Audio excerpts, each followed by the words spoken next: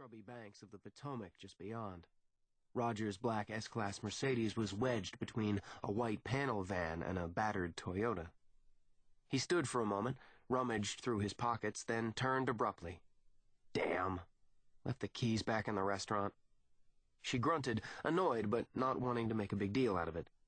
You didn't bring yours, did you? Lauren shook her head. She rarely drove his Mercedes anyway. He was too fussy about his car. Check your pockets? He patted the pockets of his trench coat and his pants and suit jacket as if to prove it.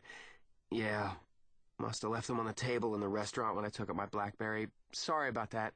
Come on. We don't both have to go back. I'll wait here. A motorcycle blatted by from somewhere below, the white noise roar of trucks on the Whitehurst Freeway overhead. I don't want you standing out here alone. I'll be fine. Just hurry, okay?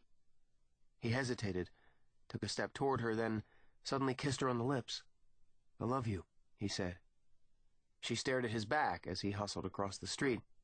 It pleased her to hear that I love you, but she wasn't used to it, really. Roger Heller was a good husband and father, but not the most demonstrative of men. A distant shout, then raucous laughter. Frat kids, probably Georgetown or GW. A scuffing sound from the pavement behind her. She turned to look, felt a sudden gust of air, and a hand was clamped over her mouth. She tried to scream, but it was stifled beneath the large hand, and she struggled frantically. Roger so close, maybe a few 100 feet away by then, close enough to see what was happening to her, if only he'd turn around. Powerful arms had grabbed her from behind. She needed to get Roger's attention, but he obviously couldn't hear anything at that distance, the scuffling masked by the traffic sounds. Turn around, damn it, she thought. Good God, please turn around.